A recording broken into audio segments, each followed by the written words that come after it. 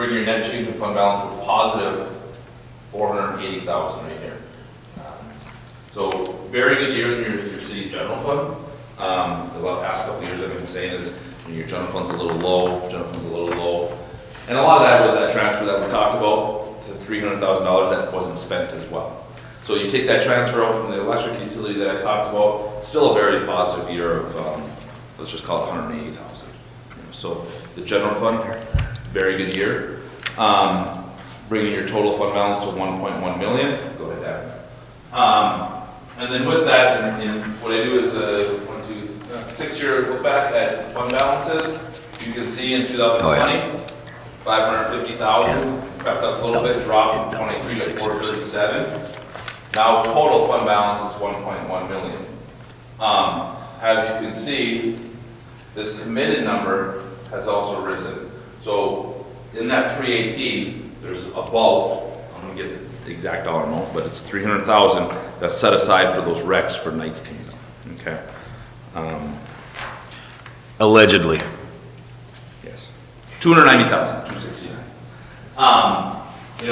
So, but you're unassigned. Look where the unassigned of the city is now. It's at 713,000, up about 200,000, in much better financial shape.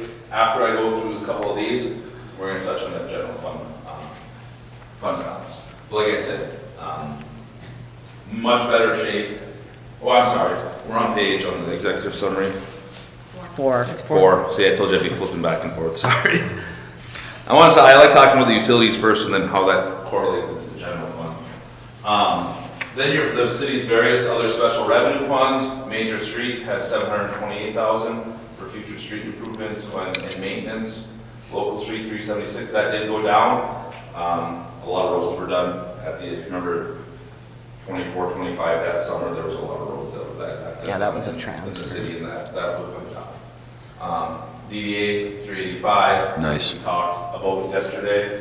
In the past, they had some debt obligations. Now that has gone away. So there's some money there that the city has to look at. It's kind of the DDA, but the way the city, right, has to look at it, and more taxes keep on coming in. We're working those be used to benefit the city. Then your various fire department garbage, which I'm going to touch on. You can see that fund was started in 24 here. It sits at 168. Museum at 220 or 120, and that's the majority of the city's governmental funds. Just like the note for the public, if you look at in the last 5 years, we're at 550,000 in the general, and now it's double that at 1.11 million, which is great. And also, if you look at the bottom line there, COVID in 2020, 1.26 million, and fund balances were up to 2.9 million. I think that's really, really positive. Very positive, and I'm going to touch on that, especially in the general fund. But yeah, in 2020, 2021, the fund balance was a lot less than it should have been. Yep. When you think about this, Jeff, think about this too. This had garbage in it. Yeah. All these had garbage in these funds. Now garbage is broken out, so you had to have enough money in your funds here to cover garbage. Yep. And where you see this committed, you always set aside money for a garbage truck. That 197, a lot of that was for your garbage truck. Yep. Now that's down here. So think about how low the general fund was when you include garbage in there. Yeah, great job, everybody involved with this. Really, really proud of you all. And also, just want to say, Norway, a lot of cities in the UP are not anywhere near in this strong financial situation, and we're getting better every year. And I just want to say hats off to the staff and the taxpayers and everybody else that has stuck with us here as we had to do different things to get this positive, Candy. Yeah, we've worked hard to try to turn it around. It hurts sometimes because, of course, some utilities and different things got to go up, but we're working. Our solvency, and the sewer fund. Yeah, the sewer fund. Fund. I know. Yes. That was another one that we really turned. Thanks, Scott. Great job. I didn't do much. I just did. No, you didn't do nothing. I'm just saying thanks for telling us what's going on. That's all. And then if you flip to the next one, so and that's a good way to look at it right there. Instead of looking at numbers, I can look at numbers all day, but just from a chart standpoint on where you're at financially and where you've been, and then some people can look at this like, oh, we have all this money, we can spend it. But if you go to the next one, Dan, Our recommendation, and this is just not my recommendation, this is Governmental Financiers Officers Association, that's where I'm going tomorrow for a conference. They recommend, should be in here somewhere, anywhere from 15 to 20, I think even 25 if you're a little bit more conservative. You know, of your operating expenses should be in your unassigned fund balance, okay? How close are we, Scott? That puts you in the range of that. We're at 26. Oh, we're at 26, great. 26. Like I said, I'll recommend 25% just because I think that's a little bit more conservative. So you can look at that fund balance and say, well, we have a lot. Not really, you're just above the recommended range, but if you were to develop a fund balance policy, I would say, hey, be anywhere from 25 to maybe 30%. You're right in line, you're not 100%, you're not all this other stuff. So when we go back and look at those numbers that we just were looking at, you guys were at what, 9%, 10%? Yeah. Not very good at all. So now your fund balance is in a very good range that you have some flexibility, right? When the budget comes next year, you're like, okay, if we have to use $30,000 of fund balance, $40,000, $50,000 of fund balance, we actually can. We have that money. Yeah, right. In the past, we're like, we can't, we don't have it. So, in a really good spot. And I just threw this in here from a garbage fund standpoint. Now that it's been operating for 2 years, you know, same thing. Your revenue is Nice. up slightly, Yep. expenses right there. You know, bringing that, so you are having a change in fund balance of about 61,000, but you're also planning in the future, every 5 years you gotta buy a garbage truck, right? Yep. You know, so you have to save up for that garbage truck as well. So that fund balance is there, but that's really there for the purchase of a new garbage truck when that comes, when that's needed. So, yeah, and I kind of touched on I have that, one so. question. Can we go back to the sewer and see what the Absolutely. fund balance was in there? Because I think that's the one that we really have to work on. Okay. I just wanted to see what was left for that. Well, this doesn't show what's left. This is what I can save just from, if I were to look at the financials, it'd be on page 22 of the big book here. And this, it's tough to look at this because it's somewhat misleading, with everything that's in there. You got your net pension liability, you got capital assets, you got debt, you got all this other stuff. What I would focus on for a sewer utility, the top line, cash. Current cash, 68,000. That is your operating cash. If you look down in restricted cash, you'll see you have restricted cash of 684,000, but really your operating cash is 68,000. So the top line, page 22, second column, sewer utility, 68,000. That's kind of your current cash. But Scott, for clarity, that restricted cash is the ROI you talked about, right? That's there for a major Correct. projects, emergencies, The- things the- like that. The 684 is for two things. You have your RRI and then you have your reserve, which is required by your bonds. Correct. If you really want to, it's on page 41 of the big book. The revenue bond requirements is 330, the RRI is 353. So you have about 350,000 for those big improvements. Okay, good. So we do have that, Ken, but, you know, Yeah. there if something did happen, Yeah, which is but- great. But yeah, 68 grand isn't exactly No, healthy. because at a percentage rate, Right. that ain't very high then, Right. right? No. No. But you have to look at other things now. That's why I don't want to get too accounting on you guys, where it's Right. like, you can take your cash, you can take your receivables, you can take all that stuff. But really, the easiest way to, from a liquidity standpoint, I guess I would say, is just look at your cash plus your receivables, which is then that would be 168. Yeah, because receivables are about 100,000. So, because, you know.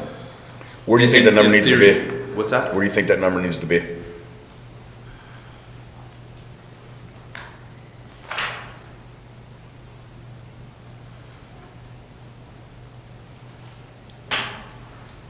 $175. So 68 to 175? Because you're operating, what you pay your employees and suppliers there is what, 550, but then you have, you know, other things, smaller capital needs, like even manholes, right? If you gotta replace a manhole, if you gotta replace, other things. And don't forget, we gotta hire another personnel in there, because the state's making us get another person. Yeah. So that's gotta come. We're gonna have to crunch the numbers and see how we get there. That's cash plus receivables. You could, but then, like I said, but then all of a sudden if you look at, I mean, your current liabilities aren't much because you got accounts payable, accrued, which is about 11,000. Yeah, but you guys bill monthly, so you're always gonna have receivables. You know, where I work with some utilities, they still bill quarterly, so you can look at your receivables and say, hey, in January, because we bill right in the beginning of January, we're gonna bring in a ton of money. But in your case, you're billing monthly, so you're gonna have 100 grand always out there in a way, right? So Yeah. you can look at it that way, but because you guys bill monthly, you know, you're not gonna get, plus you're not gonna get that full 100 grand because you still have delinquents, so. So it's the cash that needs to move up. Yeah, it's the cash. Thank you, Scott. But like I said, I think a couple of years ago, that number was very low in sewer, so it was maybe at 10,000. Everything's improving, yeah. Yeah, Yes. Yeah. that's all I had on that, Scott. Any other questions? No? You got a Thank long drive. We're gonna let you off the hook tonight, buddy. Nice presentation, thanks. Yeah. I tried being quick. You did. Thank you, Scott. Yep. Thank Have a you. good night. You too, Thank you. Scott. Do I have a motion to accept,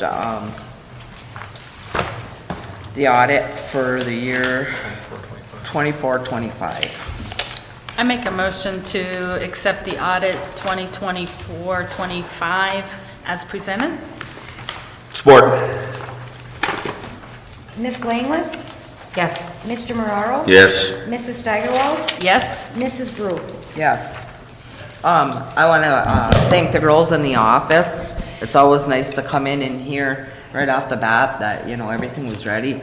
A huge thanks to Mary Yes. for bailing us out again. We really appreciate her coming back and helping us when we need her.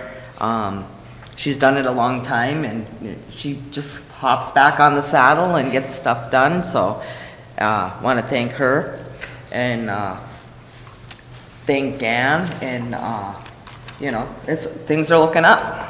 Yep. And that's a good thing for the city. Great. We'll move on to item number 2.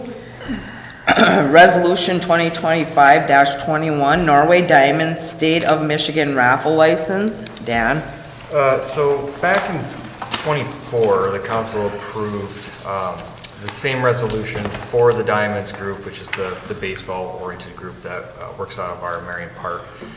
What this allows them to do is do raffles at their events. So they need a state of Michigan gaming raffle license. The issue was they had several different names being used for their organization on that, and the state doesn't want several different names for one single organization.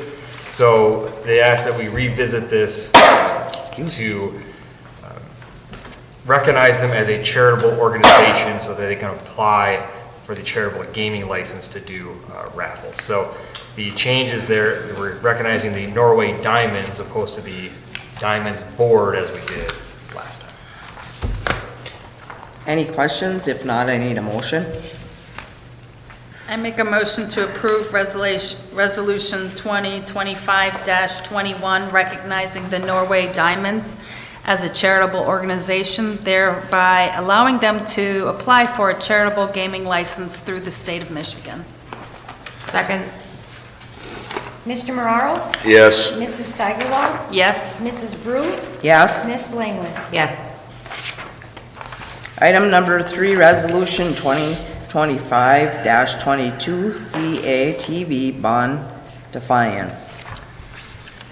So this is relating to our sale of the CATV system to Charter Communications. The current cable fund has an outstanding bond, and that bond has to be resolved prior to a close of that sale. That bond is not callable until November of next year, so we have this bond defeasance that opens an escrow account that the bond will sit in. We have to put enough revenue in that escrow account to cover that bond when it can be callable in 2026. This resolution allows for that, and I'd ask Attorney Carlson if you want to add anything that I've missed on this particular item. Just not a whole lot to supplement by Mr. Stoltman. This was drafted by our attorney, our bond counsel, Mr. Steve Mann, down at, I can't remember where the heck they're at anymore, but down at Miller Canfield, I think, or one of the larger firms that we've utilized. There's only so many groups that do bond counsel work in the state of Michigan. We've been using Mr. Mann and his firm for years for this type of work. They've been very helpful as always. And as Dan referenced, we have bonds that are sold on the open market. They're investment bonds. And so part of the bond conditions are that we fully fund it if we're going to get rid of the asset that is supporting and protecting the bond. So it's simply transferring and in essence securing the funding for the bond and to secure the investment per the requirements of that bond. And this resolution accomplishes that. Thank you. Any other questions? If not, do I have a motion? Yeah, motion we approve Resolution 2025-22 is presented, authorizing the defeasance of the outstanding 2017 cable television refunding bonds. Support? Mrs. Steigerwald? Yes. Mrs. Brew? Yes. Ms. Langless? Yes. Mr. Mararo? Yes. Item number 4, creation of new cable fund account. So this is also in relation to the sale with Charter. Once that deal goes through, and I'll have our treasurer speak on this a little bit if anyone has extra questions, but it's those revenues and things are no longer ours. They need to be separated into a separate cable fund compared to what we incur that we would then bill them for and get reimbursed for. So it's the creation of Fund 705 so that it will separate the two, us and what is coming in after the sale. And as treasurer, Christina, does that sound accurate or anything you'd like to add to that? No. Do I have No, a- you didn't screw up, Don. Good job. Do I have a motion? I'll make a motion to approve the creation of Fund 705, and if necessary, the associated bank account with specified signatories. Support? Mrs. Brew? Yes. Ms. Langless? Yes. Mr. Mararo? Yes. Mrs. Steigerwald? Yes. Item number 5, Springview Lot Purchase Agreement, Addendum 1, Mole Homes LLC. So previously, Moyle Homes, in conjunction with another developer, wanted to purchase the 8 remaining lots of Springview. We drafted a purchase agreement, which council approved. They began their, continued to do their due diligence as we went towards closing. As we got to closing, Moyle asked for an addendum to that purchase agreement. What that addendum is, which we weren't completely surprised, is that there's 4 lots that are very easily buildable and ready to go, which they would still like to purchase. There's the 4 others that have a little more difficult topography that they would like more time to do some investigating. So what they're asking for is to purchase those first 4 lots at the rate that we originally settled on, at that $15,000, with the option, exclusive option, to purchase the remaining 4 within a 6-month period. And during that time, if they need to get on property and look at things further, if they need to cut a tree down to look for something, they need to talk with us, meet with us, and discuss it before they can do anything to those unpurchased lots going forward. Originally, they had asked to do more of a clearing and investigating, and as the city attorney and I continued to discuss that, more and more problems evolved to where we weren't comfortable with that level of ability for them to investigate. So this still purchases the 4, gives them the options on the 4, which I have no issue with. We've had very little, if no, interest in those properties in the 4 years I've been here. So we're just talking about a 6-month period leading into the summer. And if they need to do investigating, they need to contact us, and we can review that and decide if it's reasonable or not. Any questions? If not, do I have a motion? Do we need to wait for Jeff? I just have a question. This language is clear enough, and they've agreed to this, that there would be no removal of any trees or any kind of EPA problems in those, because they're all downhill. all those properties are downhill, so there would be, erosion Yep. problems. Anything that they want to do to So those. anything at all, they they have cannot to touch okay it that unless- through us? Correct. Okay, so 100%. Yep. No way for them to I do mean, anything. I would ask Attorney Carlson to confirm that he agrees that language is, but it is there that both parties have to. Agree, Yeah. Agree. okay, I mean, there still are lots. right, Basically, Yes. again, they're buying the 4 immediately, because Yeah. those are the ones that are most, I guess I would characterize the way I understand it, the most buildable. Right. Easy to start building them as soon as possible. There's 4 more that maybe have a few more topographical issues, apparently. Yep. Which is, I think you're hitting on as well. So they're gonna look a little further, dig a little deeper, if you will, pun intended, to whether or not those 4 lots are buildable, if they feel comfortable with it, to purchase those. We put a deadline in of June 1st, just because we don't want it to go on forever. We want to have Right. deadlines for that option to purchase. When they contacted us a few weeks ago, when they kind of backed out on the full 8, they wanted just a carte blanche. Hey, we can grade and we can do our work as we wish. But as City Manager Stoltman noted, it was a quick, hey, it's still our property. yeah. And we want to make sure that as the people's property, we proceed very delicately, carefully, and because of the slope issues, we take it step by step. And because, I got in on this conversation too. Maybe what they want to take down, somebody else might want to buy the lot and want the tree there. True. So you don't want to just have somebody come in and clear the lot and then go, well, I don't know if I want it. Or they could clear it, leave an erosion problem that could cause a Right. landslide onto the road, and then who has to pay for cleaning that up? They have no Exactly. responsibility whatsoever, they just did what they wanted, we don't want it anymore, bye. That's not, yeah. Okay, so the language in here, who clears that then? Who do they have to go through to clear that? City Manager Stoltman. Okay, all right, so then they have to then we'll know that for sure whatever they're doing is not gonna cause damage in the long run in the end if they don't purchase them. And I'm sure we'll hear about it. He's not gonna just let Yeah. them come in and Okay. do anything. All right. Do I have a motion?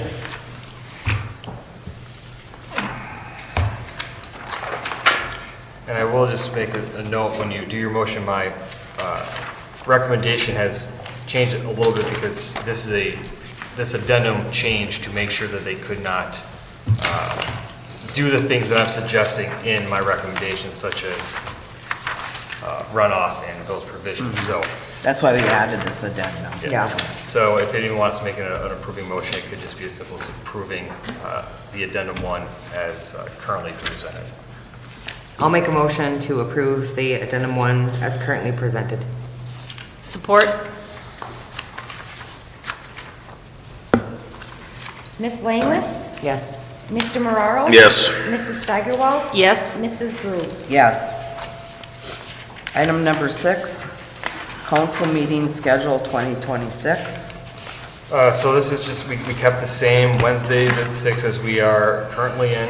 And this is just time, if this schedule continues to work for council, we will continue as is, or if anyone has suggestions or wanting to make changes, we'd have to look at our other boards and committees to make any adjustments to make sure we aren't double booking ourselves, but this is as it is currently, going into 26. I like it like it is. Doesn't go through my other meetings. The only comment I have is in the summertime, we had because of summer activities, it was hard for some members to be able to get here at 6 o'clock. I think last year we looked at the summer schedule again in March, is that correct? We did have a split schedule. I'm trying to remember if it was both Wednesdays and one was at 6 and one was at 7, or if it was a Monday, Wednesday. Monday. One it's, We moved 4 months to Mondays Yep. Yeah. at 7, and the other 8 months were at Wednesdays at 6. And we can look at that closer. Yeah, we can look at Because Okay. no matter what it's, I think you're Yeah. gonna hit them things. Do you want a motion on that? Yeah, you could Okay. motion to adopt the 26 council meeting schedule as presented. Did we run into any, Holidays? yeah, No, Trish highlighted in yellow the holidays that we observe here in relation to the circled Wednesdays, the 1st and 3rd. Okay, let's get to the most important question, Madam deer Mayor. season? Deer season. That's always, November's always going to be a question. Yep, I was, So, It's the 4th day of deer season. correct. I will be in Saskatchewan, Canada, once again.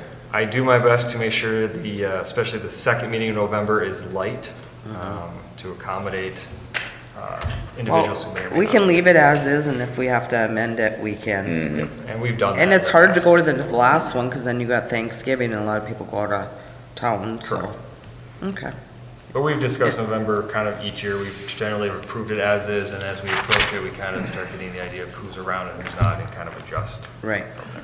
All right, do I have a motion? Motion to approve the 2026 council meeting schedule as presented. Second?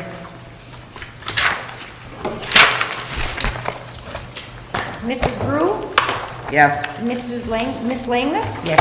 Mr. Mararo. Yes. Mrs. Steigerwald. Yes. Item number 7, local franchise agreement, LFA, Charter Communications. So this is another document that would go into effect upon a sale of the cable system to Charter. This is our franchise agreement. What this does is, and this is a pretty standard agreement, there's not a lot, there's my understanding from our attorneys, a lot we can change. It's a lot from the state as far as guideline and what is required. It outlines their ability to operate in the right of way and right to competition and all those things. It also does provide us a 5% payment from them on their total gross cable sales yearly. It can only be cable, it cannot be internet. As of right now, it also does not include streaming, but for cable sales. So we will see some revenue from this franchise agreement as we go down the sale process. Right now, what's not in here is our PEG channel, our channel 7. We did not come to terms on that.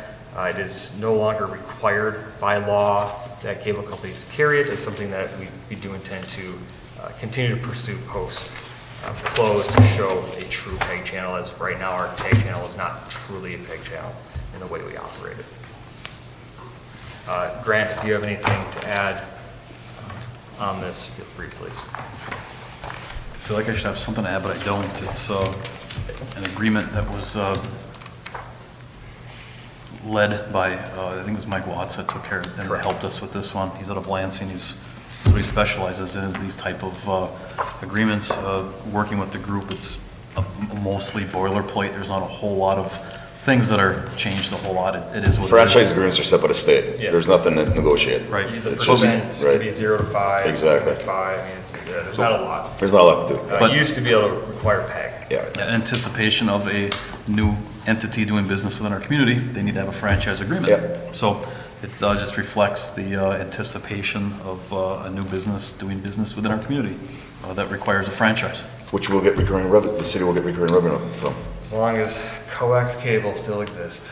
I think they talked about streaming being, but that's been a huge pushback, obviously, on the cable companies. So it's unlikely we would see revenue from streaming cable only. And then I just want to touch on the channel. We did try to keep our channel. We did. And it just couldn't be negotiated in, and we couldn't have that to be a deal breaker in this agreement. But we, just so people know, we did try to keep our TV channel. And we'll continue to try to. We'll do more with get it, that back. and we can do more with our web page and things like that, you know, for that kind of thing. And it'll So, still be on YouTube, it just won't be on the TV Yeah, channel. exactly. Do I have a motion? I make a motion to approve the Uniform Video Service Local Franchise Agreement as presented With Charter Communication. for Charter Communication, with Charter Communications. Second? Poor Ricky, geez, yeah. Miss Langless, Yes. Mr. Mararo. Yes. Mrs. Steigerwald. Yes. Mrs. Brew. Yes.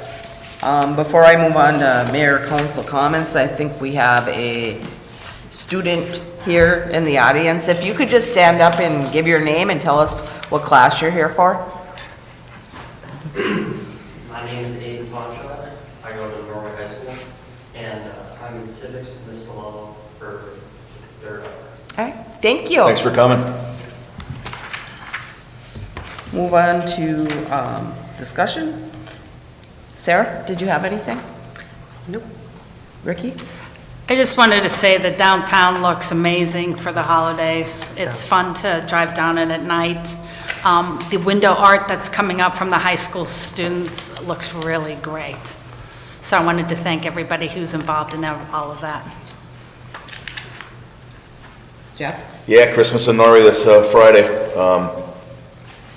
Big night. Everybody get out there and support it and have a lot of fun with it. Also, to piggyback on Ricky's Main Street item, I just really tonight noticed the new street lights, how bright they are compared to the old ones. They look great. Yeah, looks great. You guys did a good job getting them up too. That's it. I also want to comment on the lights. I'm part of that, the Christmas lights. I've been part of that probably, the last 5 years? Oh, yeah. Working hard with the DDA to get our town lit back up, and little by little, it's really starting to come together. The band shell looks really nice. Yeah, it You does. know, it takes a lot of work to try to figure out what you want in there, and, all the lights look good. But that being said, without our light department getting out there and doing a good job and getting the lights up, we wouldn't have any lights. So I think they just really, they're really putting their hearts into it and getting it done, and it looks phenomenal, and it'll look great for our Christmas parade on Friday. The parade will at 5:30, the Christmas lights will be turned on. Mrs. Claus will turn the lights on at 5:30, and then the fireworks will follow, and then the parade after that. And after the parade, come down to see Mr. and Mrs. Santa Claus at City Hall. Just like the last few years, we're gonna have some gifts to give away. Every kid will get a ticket, and we've got about 20 gifts, and they can put their name in any bucket they want towards a gift. We got a lot of good things going on. Also, a lot of the businesses are going to be open later. So, and there's going to be vendors in some of the businesses. So make sure you check out all the businesses here in town. I also believe the cheerleaders, the Purple Power, are going to do a little routine, and they will be here also serving hot chocolate at City Hall. So each year it seems like we're getting more and more. And then on Saturday, we got something going on at the museum. What else is going on Saturday? Is that it?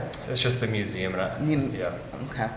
Yeah, so I think this weekend is a good weekend if you want to celebrate Christmas, get in the holiday spirit, come down and join us for our Christmas parade and all the doings we have going on. That's all I have. Real quick, Madam Mayor, and don't forget, it's Packer Bear Week, big week this weekend, big game on Sunday. No one watches those. Oh, we don't watch the lines anymore, you mean, yeah. Dan? You guys said it quite well. I was going to discuss the Christmas in Norway on the 5th. Check the DDA's website, which is downtownnorway.com, for more information on which businesses and vendors. Please visit our businesses and those vendors in there. That's very important that we do that. They're staying open late, and we appreciate what they're doing for everyone down there. It'll be a good night. We have snow on the ground, which is very nice. It's 2 years in a row. The weather is looking chilly, so I'm hopeful our ice rink will be a little more successful this year than in previous years. It's been tough to keep ice on that, but so far, so good.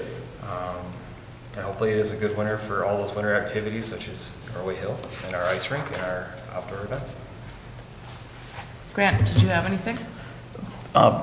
Yes, if I may, Madam Mayor, very quickly. I wanted to piggyback on the comments from council about the Christmas in Norway. And I wanted to compliment, and I don't know when this airs or what the schedule is, but I listened to a really nice interview this morning on the way to work from our new DDA director.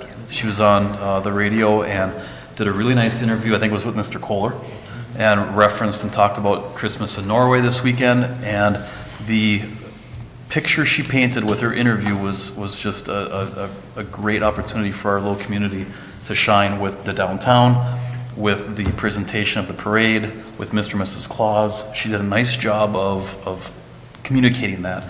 additionally, I think it was a little bit underrated here tonight was the discussion about the museum, because that was a really neat segue that she mentioned on Saturday. The museum is having kind of a Christmas presentation as well, with a Christmas throughout the years, and having 3 different buildings with 3 different eras with actors all in uniform or traditional garb, talking about Christmas through the 1800s, the early 1900s, and then the mid 1900s.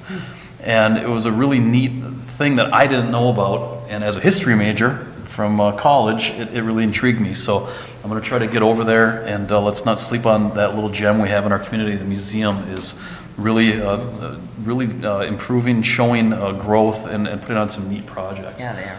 Secondly, on behalf of the citizens of Norway and the community, I want to thank all of you for the work you put into this budget and these results. It's nice to sit here as your representative, your legal counsel, and I get to listen to this every single year. And over the years, I think it's almost 10 years now, some reports have not been as pleasant. Some of them have been alarming to some degree with some of the pension issues. But the results that we're seeing here is a testament to this city council, the council members beforehand, the staff, Mr. Stoltman, and the efforts that this group has put forward to make sure that the city is on good, solid ground financially. And with that good, solid foundation allows the community to keep doing good things for the people that live here. So I'm proud of it, and thank you all.